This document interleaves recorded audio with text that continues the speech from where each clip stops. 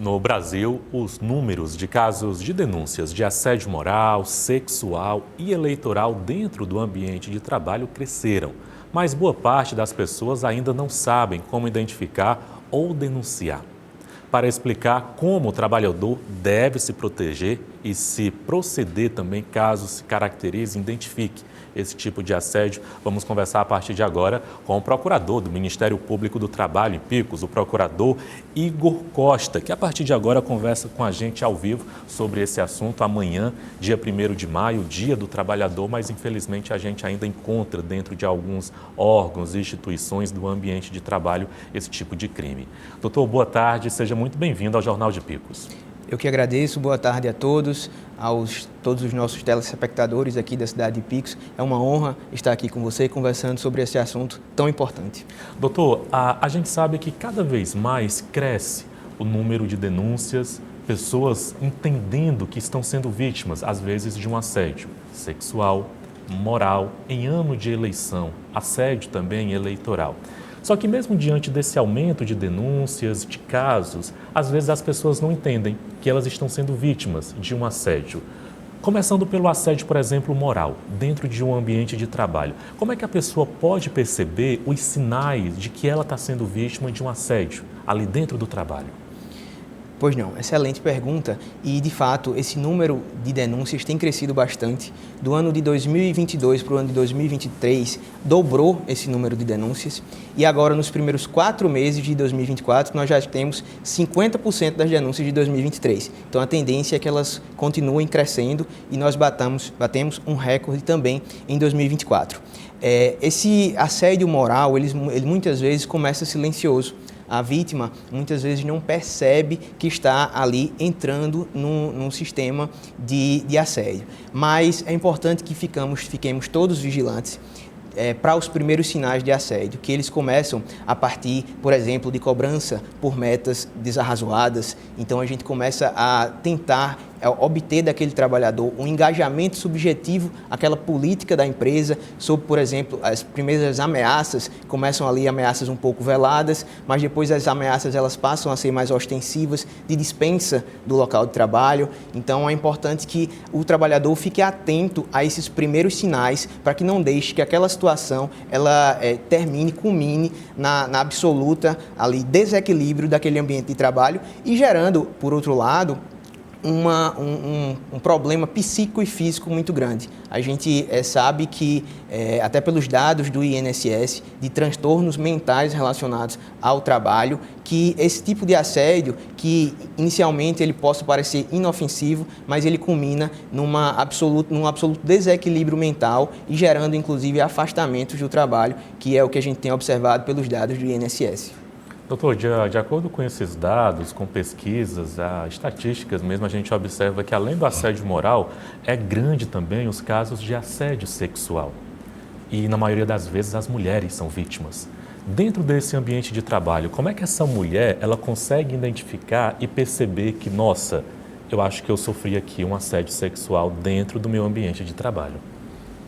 Mais uma vez, esse tipo de conduta ela começa aparentemente inofensiva, com alguns elogios, e a gente tem aqui de fato um recorte de gênero. As mulheres são, sobretudo, as maiores vítimas desse tipo de comportamento abusivo. Então, um elogio ao cabelo, à roupa, começa inofensivo e as mulheres, embora não seja uma situação consentida, mas começam a tolerar esse tipo de situação.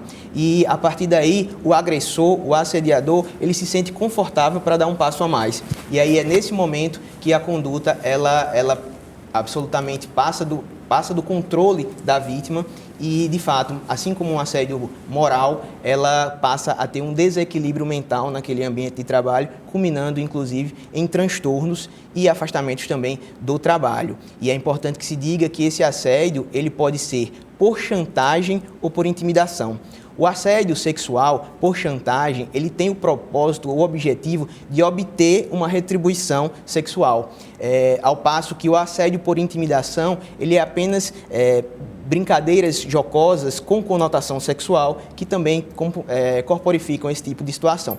Em relação ao assédio sexual, é importante que se diga que é um crime tipificado no Código Penal e que pode levar o assediador à prisão, pena de reclusão. Então, é importante que a população saiba desse tipo de situação e utilize os canais de denúncia adequados.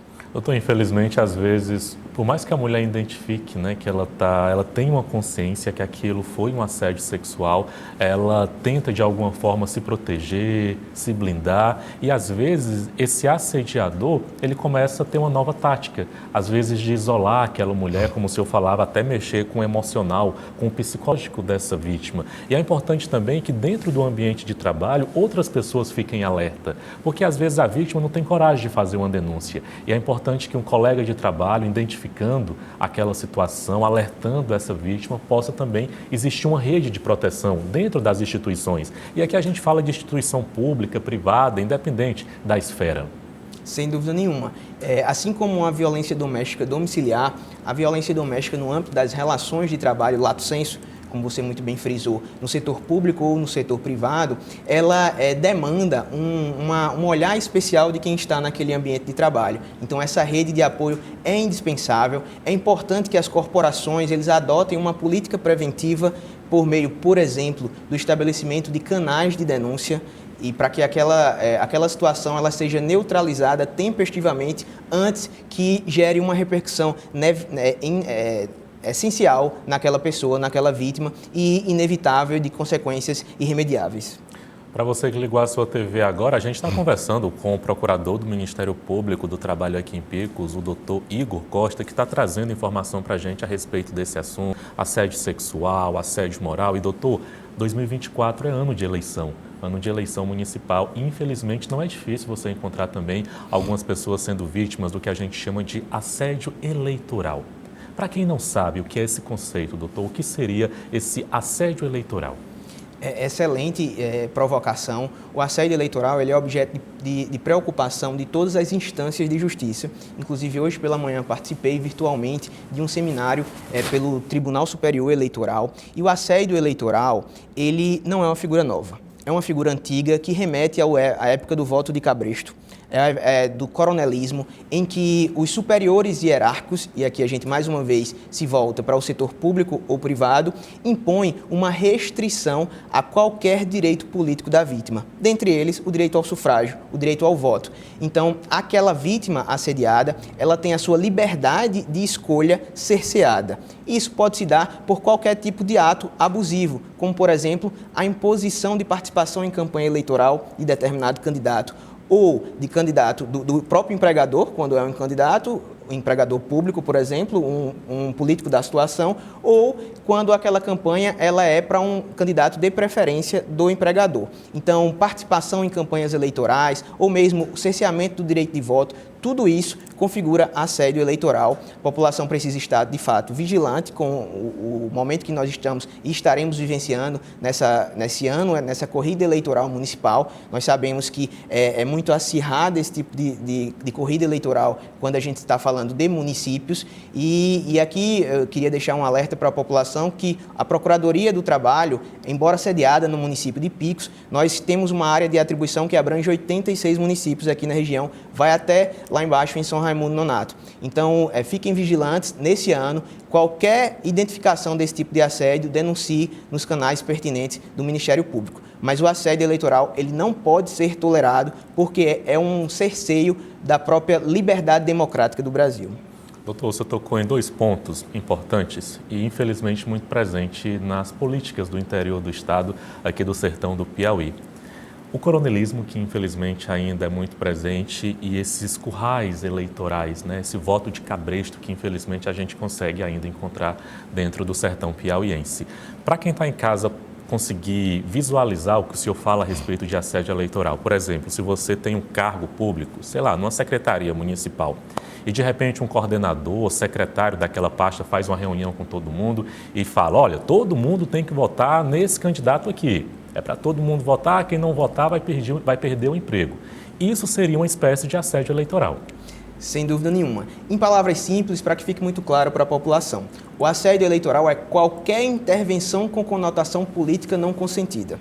Isso envolve, por exemplo, convites para participação de reunião, imposição de publicação em redes sociais. Nós estamos numa era digital em que esse tipo de atitude abusiva, ela ganhou uma nova conformação com as redes sociais. Então, qualquer tipo de intervenção não consentida configura assédio eleitoral e, inclusive, isso tem repercussão tanto na esfera criminal eleitoral como na esfera civil trabalhista. Então, o político que esteja sendo beneficiado com esse tipo de situação, ele pode ter o seu mandato impugnado, eventualmente o mandato, se lograr êxito nas eleições, cassados, porque isso configura, em tese, dois crimes basicamente: crime de abuso do poder econômico e captação ilícita de sufrágio. Doutor, só para finalizar a nossa conversa, para quem está em casa acompanhando o Jornal de Picos, o nosso jornal da hora do almoço, e conseguiu identificar que já foi vítima ou que conhece alguém que está passando por uma situação de assédio, como é que pode procurar o Ministério Público do Trabalho aqui em Picos? Como é que pode fazer essa denúncia? De forma presencial, de forma eletrônica? Passa para a gente essas informações. Pois não. Como eu disse, nós respondemos aqui por 86 municípios. Esses municípios estão listados na nossa página, na www.mpt.mp.br. Esse é o canal mais fácil de provocação da nossa atuação, considerando, como eu disse, que nós estamos em uma era digital, mas também a população pode se dirigir presencialmente. Nós estamos localizados aqui na Monsenhor Hipólito, número 1100, 1100, e a população pode ir lá, que nós receberemos com muita satisfação todo tipo de denúncia em relação a isso e nos comprometemos a apurar com afinco tudo isso que nos chegue e fazer uma atuação o mais efetivo possível. Tá aí, informação importante para você nessa véspera do Dia do Trabalhador, uma entrevista com o procurador do Ministério Público do Trabalho aqui em Picos, o procurador Igor Costa. Doutor, queria agradecer a sua entrevista. Muito obrigado, contem sempre com o Ministério Público, saiba que o Ministério Público ele é o bastião da sociedade em relação às liberdades. Boa tarde. Boa tarde.